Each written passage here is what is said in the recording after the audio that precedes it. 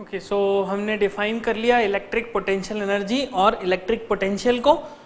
अब इसी से मिलता जुलता एक और टर्म जो कि सबसे ज़्यादा इम्पॉर्टेंट है, we will define that term. That term is electric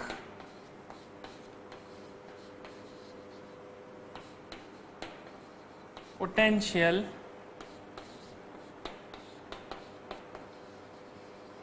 difference और सिंपली पोटेंशियल डिफरेंस। हम डिफाइन करेंगे इलेक्ट्रिक पोटेंशियल डिफरेंस और सिंपली स्टेटेड पोटेंशियल डिफरेंस। इस टर्म को डिफाइन करने के लिए हम एग्जाम्पल्स का सपोर्ट लेंगे, हम एग्जाम्पल्स का सहारा लेंगे। फॉर एग्जाम्पल आई विल से water flows due to level difference। आप इस बात को बहुत अच्छे से जानते हैं कि वाटर क्यों फ्लो होता है, वाटर लेवल डिफरेंस की वजह से फ्लो होता है। फॉर एग्जाम्पल अगर मैं एक ऐसा पाइप ले लूं, इतना बड़ा एक पाइप ले लूं, इस पाइप के अंदर पानी भरा है, अगर मैं इसे बिल्कुल सीधा इस तरह से होल्ड करूं तो क्या इसके अंदर भरा हुआ पानी कहीं जाएगा? हम कहेंगे नो, वो इस पाइप में होल्ड ही रहेगा। अगर मैं इसे ऐसा टिल्ट करूं, हल्का सा टिल्ट करूं, टिल्ट करने से मैं क्या कर रहा हूं, मैं इस पॉइंट और इस पॉइंट के बीच में लेवल का डिफरेंस कर रहा हूं। मैं इन दोनों के बीच में एक लेवल का डिफरेंस क्रिएट कर रहा हूं और इस डिफरेंस की वजह से क्या होगा, इस डिफरेंस की वजह से पानी फ्लो होना शुरू हो जाएगा।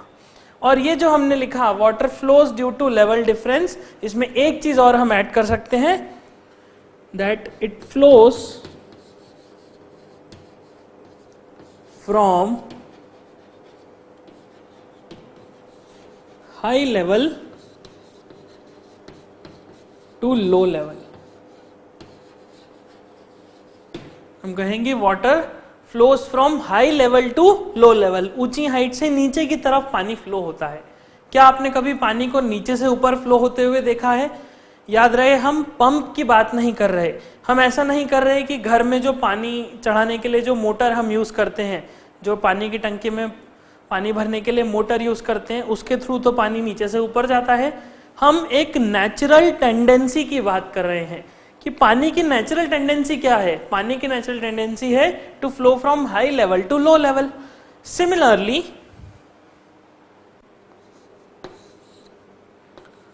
अ बॉल डिसेंड फ्रॉम हाइट, एक बॉल जिसको मैं इस तरह से ऊपर रखता हूं, अगर मैं उसे ऊपर से छोड़ दूंगा तो क्या होगा, वो बॉल सीधे नीचे आके गिरेगी। क्या आपने कभी सोचा है कि बॉल अगर ग्राउंड पे है तो वो ग्राउंड से नीचे क्यों नहीं जा रही? क्या वो ग्राउंड पे अगर उसे छोड़ दे तो क्या वो मूव करेगी? ऐसे ही हमने छोड़ दिया, सो विल इट मूव? हम कहेंगे नो, ग्राउंड पे रखी हुई बॉल ऐसे मूव नहीं करेगी। और अगर इंक्लाइंड प्लेन पे बॉल को रख दे, तब इंक्लाइंड प्लेन पे बॉल क्यों मूव करती है? बॉल इसीलिए मूव करती है बिकॉज जो इंक्लाइन है उसमें एक लेवल का डिफरेंस है, उसमें एक हाइट का डिफरेंस है। तो बॉल क्या होगा, हाइट से नीचे आएगी, ज्यादा हाइट से कम हाइट पे आने की कोशिश करेगी। Similarly third example,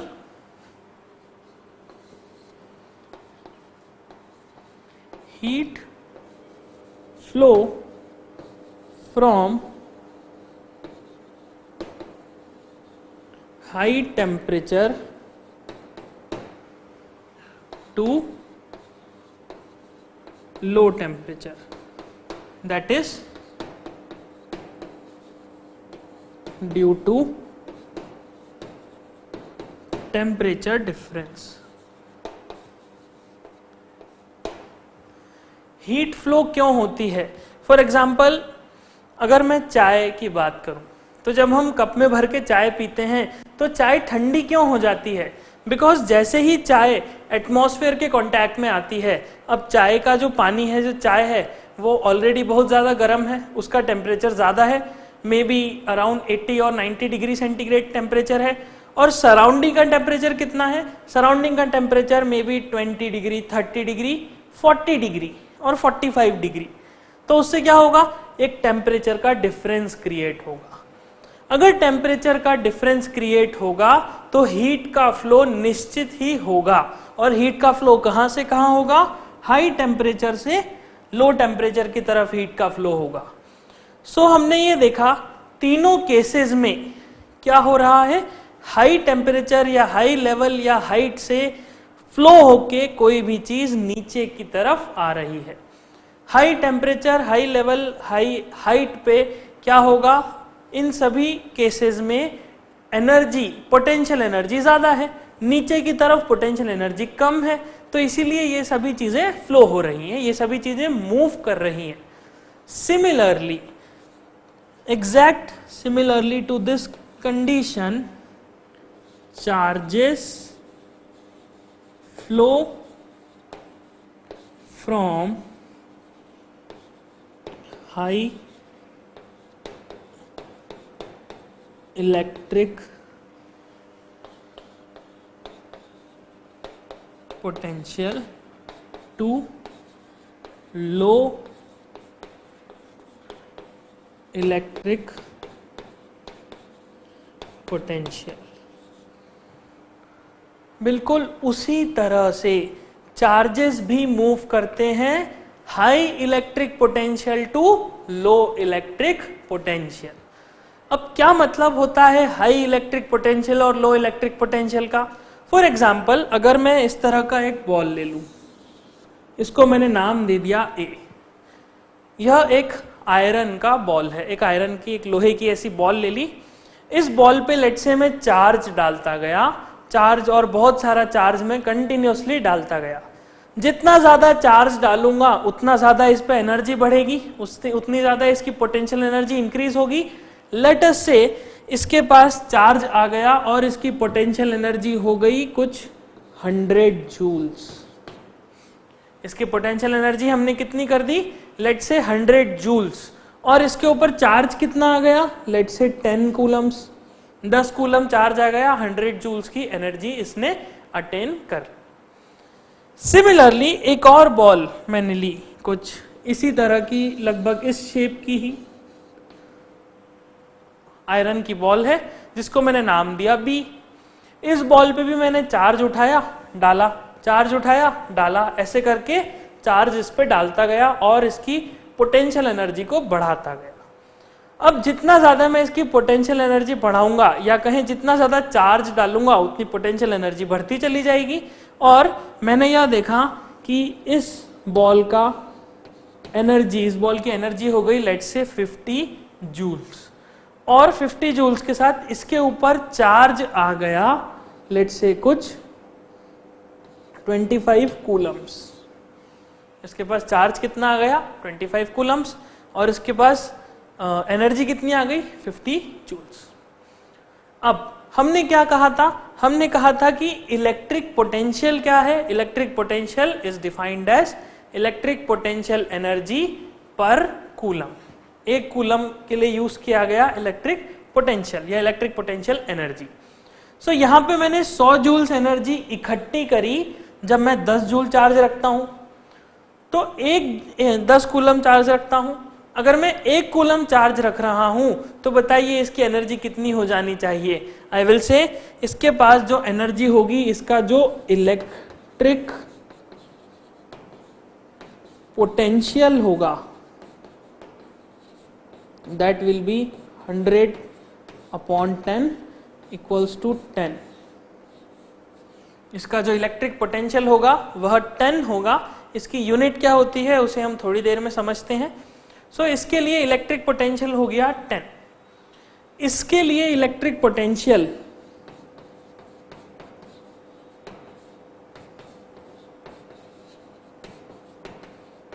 will be equals to 50/25, so it is 2।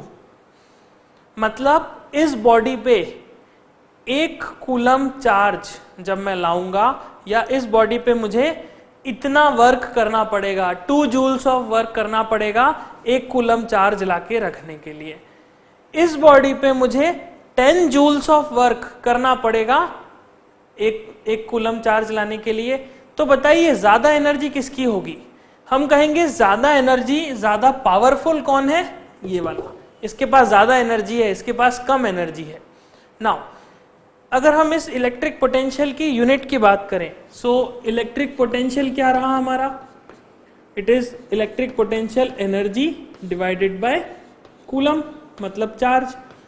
So unit of energy is joules and unit of charge is coulombs. So electric potential की unit is defined as joules per coulomb. कैसे define करिए? It is joules per coulomb and this 1 joules per coulomb is equals to 1 volts। यह एक important relation है, एक important definition है। This 1 volts, this volts unit is first time used by or discovered by or invented by A. Volta। A. Volta नाम के एक scientist थे, उन्होंने इस वोल्ट्स नाम की यूनिट को डिस्कवर किया। We will understand this unit, हम इस यूनिट को अच्छे से समझेंगे कि ये यूनिट क्या कहना चाहती है। सो टिल दिस पॉइंट हम ये मान लेते हैं 1 जूल पर कूलम कितना हुआ? 1 वोल्ट। ऐसा आप मान लीजिए 1 वोल्ट। सो यहाँ पे जब हम इलेक्ट्रिक पोटेंशियल निकाल रहे हैं इस बॉल का, it is 100 joules upon coulomb. इसका electric potential is 50 joules upon coulomb. So joules per coulomb is volt, so this is 10 volts और इसका 2 volts। volts को V से डिनोट किया जाता है। volts के लिए हम सिर्फ एक V लिखते हैं, कैपिटल V। ओके, सो हम कहेंगे कि इस A बॉडी के पास इलेक्ट्रिक पोटेंशियल, इस A बॉडी का इलेक्ट्रिक पोटेंशियल है 10 volts।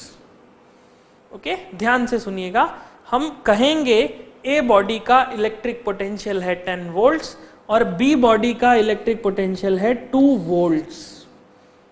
किसका इलेक्ट्रिक पोटेंशियल ज्यादा है? अगर आप ध्यान से देखेंगे तो A बॉडी का इलेक्ट्रिक पोटेंशियल ज्यादा है, B बॉडी का इलेक्ट्रिक पोटेंशियल कम है। सो अगर मैं इन दोनों बॉडीज को एक वायर से कनेक्ट कर दूं इस तरह से, if I connect these 2 balls using a wire, एक ऐसा वायर लेके इसको कनेक्ट कर दूं, then I will find कि electric charge flow from body A to body B। क्या देखेंगे हम यह देखेंगे कि बॉडी A से इलेक्ट्रिक चार्ज बॉडी B की तरफ फ्लो हो रहा है। चार्ज फ्लो हो रहा है मतलब पॉजिटिव चार्ज की डायरेक्शन की बात कर रहे हैं। हम कहेंगे कि A से B में करंट फ्लो हो रहा है। Okay, I that is current. क्या होगा? A से धीरे धीरे चार्ज निकल के B पे जाने लगेगा। कौन सा चार्ज? Positive charge. अगर नेगेटिव चार्ज होगा तो वह क्या होगा? वह B से A की तरफ आएगा। ओके, जस्ट टाइम बीइंग के लिए मान लीजिए दिस इज कन्वेंशन, हमने कन्वेंशनल डायरेक्शन ऑफ करंट पढ़ा है। तो करंट की डायरेक्शन यह होगी। अगर मैं करंट की डायरेक्शन इस तरह से बताता हूं कि current is going in this direction, आप बाय डिफॉल्ट ऐसा मान सकते हैं कि electrons or negative charge is flowing from this direction to this direction. ऐसा, this is the direction of electrons, this is the direction of positive charges or electric current. So A body के पास potential energy ज्यादा है, A body का electric potential ज्यादा है, B body का electric potential कम है, इसीलिए चार्जेस और current will flow from A to B. जब इससे करंट इसकी तरफ मूव करेगा तब क्या होगा? धीरे धीरे चार्ज उसके ऊपर जाने लगेगा और इसका इलेक्ट्रिक पोटेंशियल घटने लगेगा और इसका इलेक्ट्रिक पोटेंशियल बढ़ने लगेगा। जैसे कि मैं 2 बॉडीज लूं, 2 बॉल लूं, एक को मैंने गर्म किया 100 डिग्रीज पे, एक को गर्म किया 20 डिग्रीज पे। जब मैं इन दोनों को पास में लेके आता हूं तब क्या होगा? तब 100 डिग्रीज पे जो बॉल गर्म है वह धीरे धीरे ठंडी होने लगेगी और जो बॉल 20 डिग्रीज पे है वह धीरे धीरे गर्म होने लगेगी और एक इक्विलिब्रियम अचीव हो जाएगा, एक ऐसी वैल्यू जो दोनों के लिए समान है, इस तरह की वैल्यू अचीव हो जाएगी। सेम सिचुएशन यहां पे होगी, यू विल फाइंड कि जैसे जैसे करंट यहां से यहां फ्लो होने लगेगा वैसे वैसे इसका पोटेंशियल घटने लगेगा, इसका पोटेंशियल बढ़ने लगेगा और एक वैल्यू पे आके दोनों के पोटेंशियल बराबर हो जाएंगे। क्या होगा? दोनों के पोटेंशियल बिल्कुल बराबर हो जाएंगे। सो व्हाई द चार्जेस और why the current is flowing from this body to this body? We will say it is so because charges flow from high electric potential to low electric potential, or the charges flow due to potential difference. Charges potential difference की वजह से, potential difference के कारण flow होते हैं.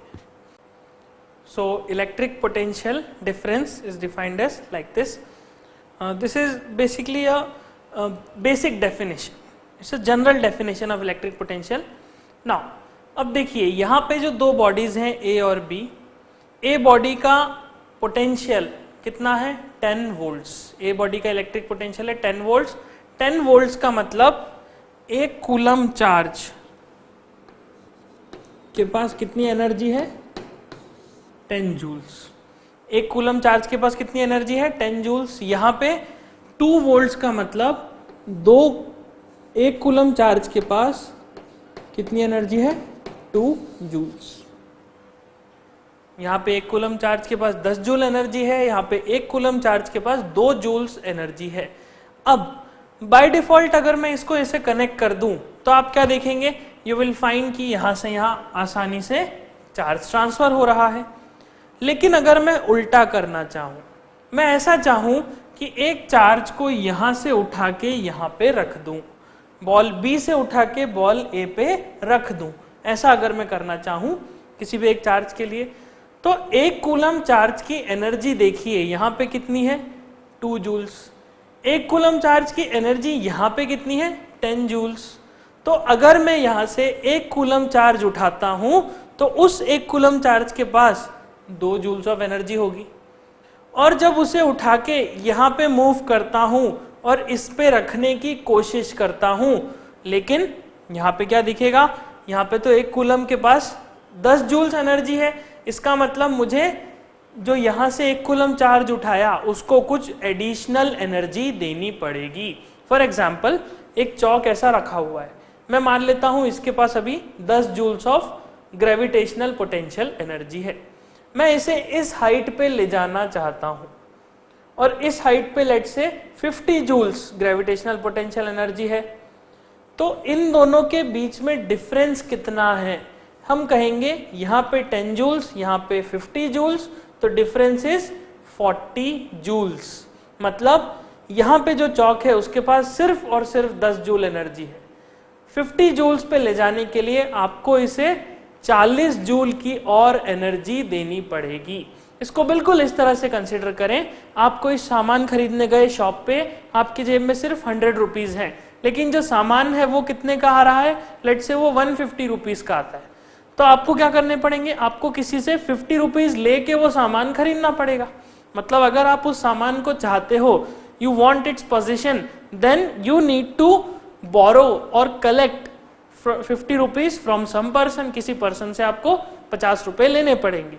Same उसी तरह से अगर एक चार्ज को, एक कूलम चार्ज को यहां से यहां जाना है, तो एक कूलम चार्ज को क्या दिखेगा कि अभी मेरे पास 2 जूल्स एनर्जी है और यहां पे एक कूलम चार्ज को 10 जूल एनर्जी मिली हुई है. मतलब अगर मैं 10 जूल एनर्जी कलेक्ट कर लूं तो यहां से यहां पहुंच सकता हूं, जिसमें से 2 जूल तो ऑलरेडी मेरे पास है. तो और कितनी मुझे चाहिए? मैं कहूंगा कि और आपको 10 minus 2 that is 8 joules of energy और लगेगी, और ज्यादा चाहिएगी. So we will define electric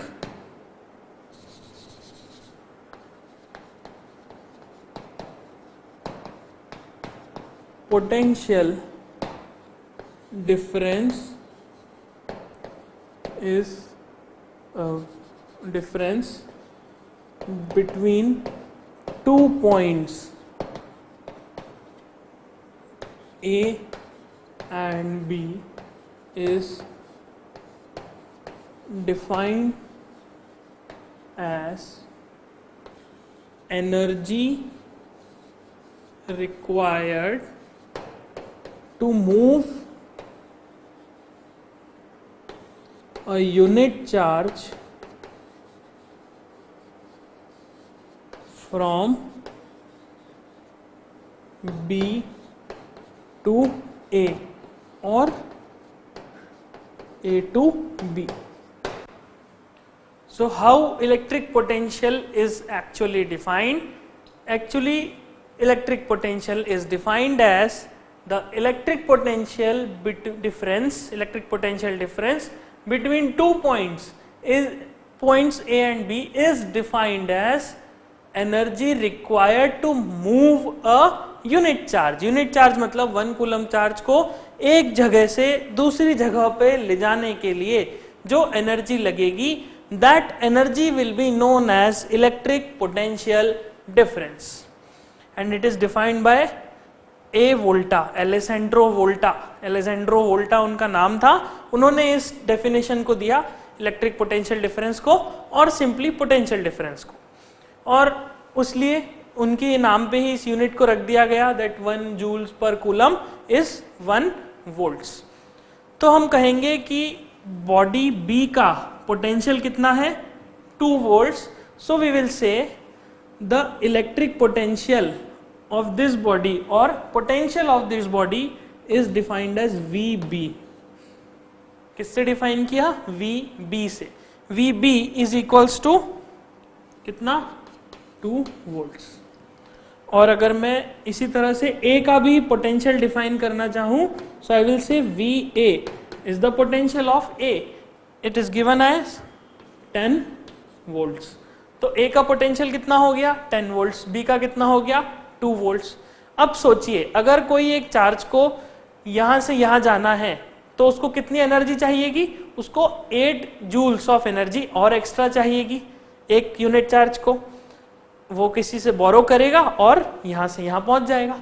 लेकिन अगर एक चार्ज को यहां से यहां जाना है तब क्या करना पड़ेगा? यहां पे उसके पास 10 जूल्स एनर्जी है, 10 वोल्ट्स की एनर्जी है, यहां पे उसके पास 2 वोल्ट्स की एनर्जी है, मतलब 8 जूल्स ऑफ एनर्जी उसको डिसिपेट करनी पड़ेगी, 8 जूल्स ऑफ एनर्जी निकालनी पड़ेगी। Okay, so we will say potential difference PD से इसको डिनोट कर सकते हैं। Potential difference between A and B को हम इस तरह से डिनोट करते हैं। कैसे लिखेंगे? Potential difference between A and B is denoted as VAB। VAB will be equals to potential energy at B minus potential energy at A। कैसे लिखेंगे? VAB मीन्स B का पोटेंशियल माइनस A का potential. और similarly अगर हमें लिखना है potential energy between BA, so we will write potential energy at A minus potential energy at B। potential energy कुछ भी नहीं, जस्ट लेवल का डिफरेंस है, जस्ट एनर्जी के लेवल का डिफरेंस। एक यूनिट चार्ज के लिए निकाला, इसीलिए उसको नई यूनिट दे दी वोल्ट्स, नथिंग एल्स, कोई बहुत बड़ा डिफरेंस नहीं है। तो इसी तरह से हम 1 वोल्ट्स को डिफाइन करेंगे। We will write the definition of 1 volts potential difference. इसको PD से या तो आप स्मॉल PD से रिप्रेजेंट कर लीजिए या कैपिटल PD से, दोनों ही टर्म्स एक्सेप्टेबल है। So 1 volts potential difference is defined as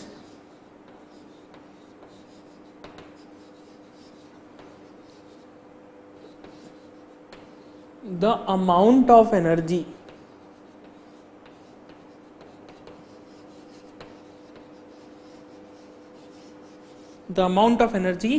that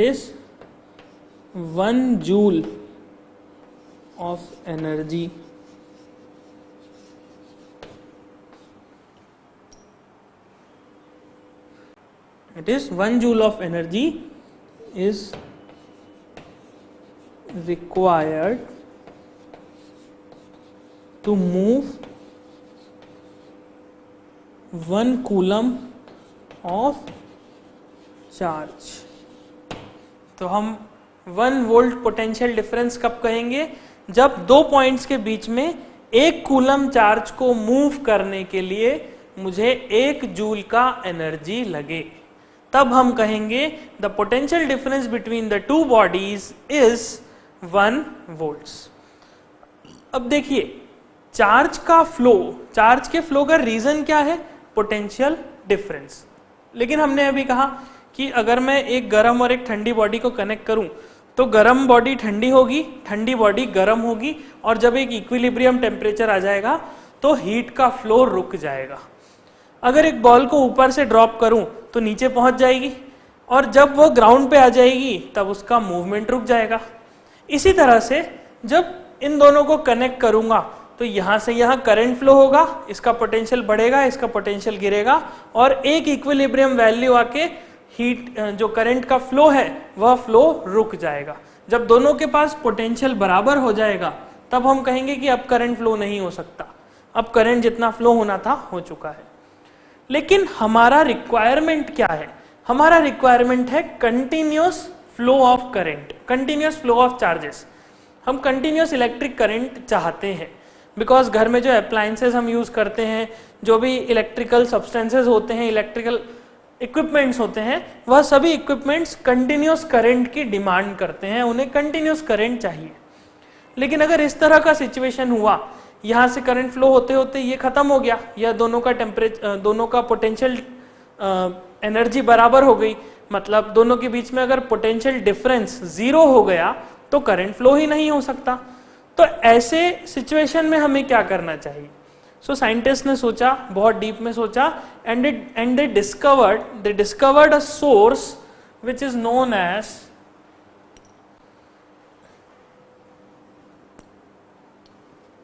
cell और बैटरी।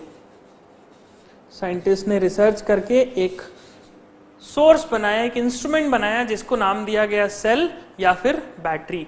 सेल और battery are known as power source, they provide power. यह सभी सोर्सेस पावर प्रोवाइड करते हैं। पावर प्रोवाइड करते हैं मतलब दे प्रोवाइड पोटेंशियल डिफरेंस। यह डिवाइसेस ऐसे होते हैं जिनमें पोटेंशियल डिफरेंस क्रिएट होता है, और यह पोटेंशियल डिफरेंस खत्म नहीं होता, यह पोटेंशियल डिफरेंस मेंटेन रहता है। ये चीज क्या होती है, कैसे होती है, वी विल अंडरस्टैंड दिस। हम इसे डीप में समझेंगे, पहले इसे नोट कर लें।